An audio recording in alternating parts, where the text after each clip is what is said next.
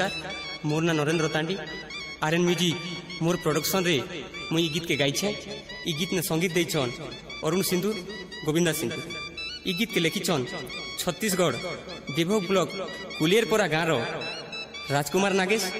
सहयोग करिछन भगतराम नागेश, पदुलोचन नागेश, विशेष विशेष सहयोग करिछन बाबूलाल नागेश और निर्मल पटेल।